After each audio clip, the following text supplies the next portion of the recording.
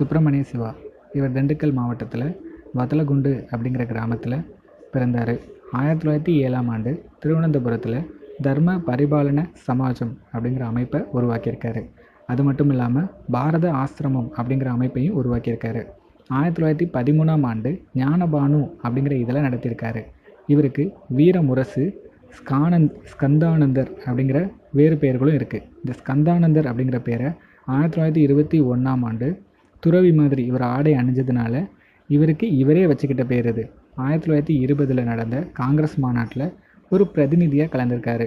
1908 1922 வரைக்கும் பல தடவை ஆங்கிலேயருக்கு எதிராக கிளர்ச்சி செய்து சிறை தண்டனை பெற்றிருக்காரு. இவர் சிறையில் தொழுநோயாளிகளோடு அடைக்கப்பட்டதுனால அவங்களோட தொழுநோயால் பாதிக்கப்பட்டு சேலம் சிறைக்கு மாற்றப்படுறாரு.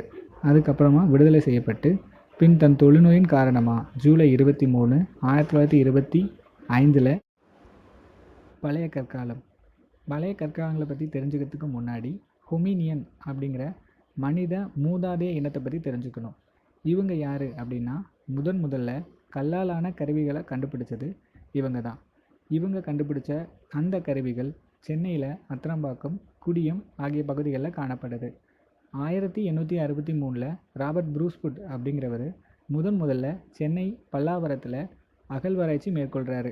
அங்கே பழைய கற்கால கருவிகள் நிறைய கிடைக்குது. இந்தியாவிலேயே முதலாக பழைய கற்கால கருவிகள் இங்கே தான் கிடச்சிது. இவர் கண்டுபிடிச்ச கருவிகள் சென்னை அருங்காட்சியகத்தில் வச்சுருக்காங்க. இந்த பல்லாவர பகுதி சென்னை கற்கருவிகள் தொழிலகம் அப்படின்னு அழைக்கப்படுது. அது மட்டும் இல்லாமல் இந்த கற்கருவிகள் 1.5 மில்லியன் ஆண்டுகளுக்கு. ஃபஸ்ட்டு கொஸ்டின்லேருந்து போயிடலாம். ஈவேரா எந்த சுயமரியாதை மாநாட்டில் பெண்களுக்கான நலத்திட்டங்களை அறிமுகப்படுத்தினார் அப்படின்னா அது செங்கல்பட்டு மாநாடு. அவ்வளோதான். இதை தவிர்த்து வேற என்னெல்லாம் பண்ணியிருக்காரு அப்படின்னா, அவர் எழுதின ரொம்ப முக்கியமான புத்தகம் பெண் ஏன் அடிமையானவர் அப்படிங்கிற ஒரு புத்தகம். அதை தவிர்த்து 1989 தமிழ்நாடு இந்து வாரிசுரிமை சீர்திருத்த சட்டம் அறிமுகம் செய்யுது. இந்த சட்டத்தில் முன்னோர்களோட சொத்துல பெண்களுக்கு சம உரிமை வழங்கப்படுது.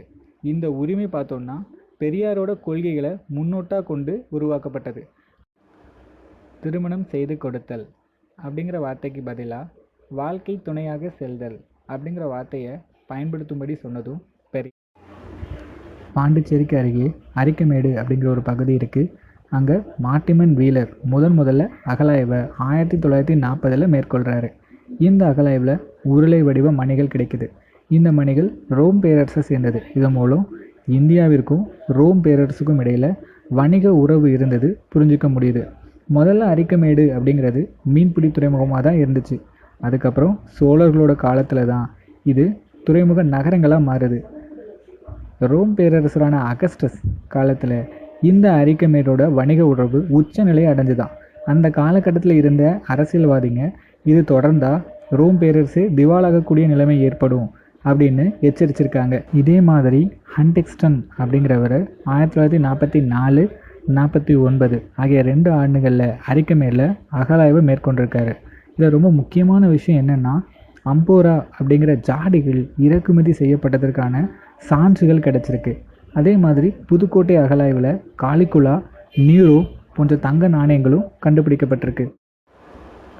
இந்த கொஸ்டினில் என்ன கொடுத்துருக்கான் அப்படின்னு பார்த்தீங்கன்னா, 8வது உலக தமிழ் மாநாடு தமிழ்நாட்டில் உள்ள தஞ்சாவூரில் 1995 நடைபெற்றது. இது கரெக்டு. ஏன்னா 8வது உலக தமிழ் மாநாடு தஞ்சாவூரில் தான் நடந்துச்சு. ஆனால் 2வது லைனில் என்ன கொடுத்துருக்கான், இந்த மாநாடு சிறப்பு பெற்ற தமிழ் செம்மொழி மாநாடு என அறியப்பட்டது. இது தப்பு. ஏன்னா தமிழ் செம்மொழி மாநாடு 2010 நடந்துச்சு. அப்படின்னு எடுத்துக்கிட்டால் 9வது உலக தமிழ் மாநாடு தான் தமிழ் செம்மொழி மாநாடு அப்படின்னு நம்ம சொல்லணும். இதை தவிர்த்து எக்ஸ்ட்ரா தகவலாக 10வது செம்மொழி மாநாடு 2019 ஜூலை 4 - 7 வரை நடந்துச்சு. அமெரிக்காவில் சிகாகோ நகரில் சாம்ஃபக் அப்படிங்கிற இடத்துல நடந்துச்சு. சிறப்பு விருந்தினராக மொரீசியஸ் குடியரசுத் தலைவரான பரம்சிங் வையாபுரியும் ஐநா மனித உரிமை ஆணைய தலைவரான நவநீதம் ஆகிய இருவரும் கலந்துக்கிட்டாங்க.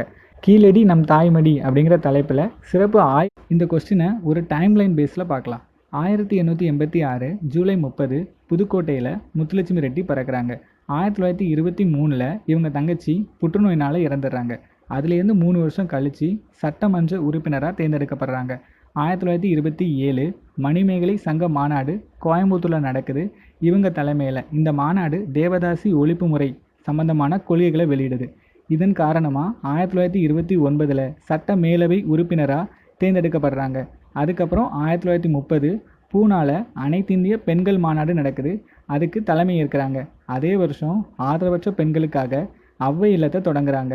இவங்களோட தொடர் முயற்சியின் காரணமாக தேவதாசி ஒழிப்பு முறை சட்டம் ஓமத்தூர் ராமசாமி தலைமையில் 1947 அறிமுகப்படுத்தப்படுது. 1956 இவங்களுக்கு பத்மபூஷன் விருது கொடுத்து சிறப்பிக்கிறாங்க. 1968 82வது வயசில் இவங்க அண்ணாவின் அரசியல் வாழ்க்கை அப்படின்னு பார்க்கும்போது 1944 நீதி கட்சி அப்படிங்கிற பேரை திராவிட கழகம் அப்படின்னு மாற்றுறாரு.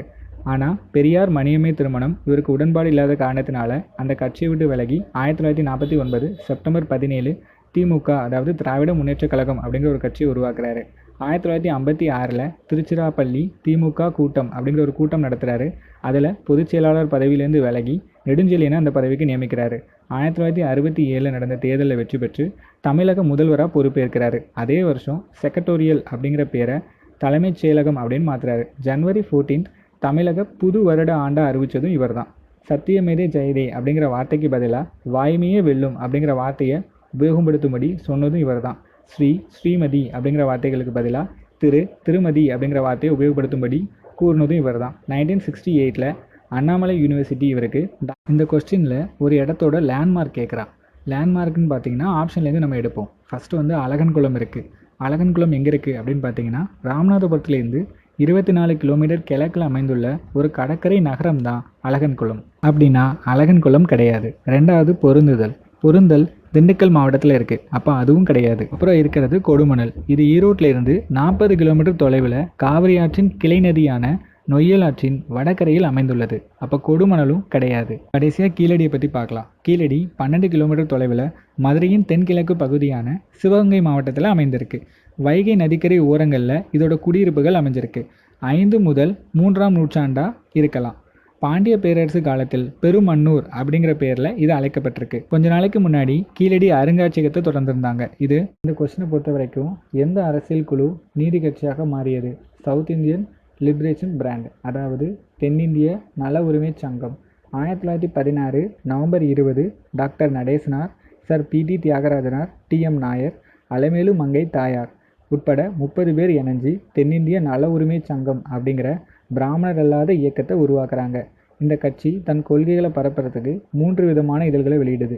முதல்ல தமிழில் திராவிடன், ஆங்கிலத்தில் ஜஸ்டிஸ், தெலுங்கில் பிரகாசிகா அப்படிங்கிறது. ஆங்கிலத்தில் வெளியான ஜஸ்டிஸ் அப்படிங்கிற இதழை பேஸ் பண்ணி இந்த கட்சி நீதி கட்சி அப்படின்னு அழைக்கப்படுது.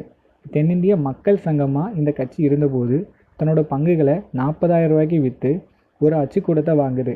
அந்த அச்சுக்கூடத்தில் ஜஸ்டிஸ் இதழ் டி.எம். நாயர் தலைமையிலையும், திராவிடன் இதழ் பக்தவச்சல பிள்ளை தலைமையிலையும், ஆந்திர பிரகாசிகா இதழ் ஹெச்.இ. பார்த்தசாரதி நாயுடு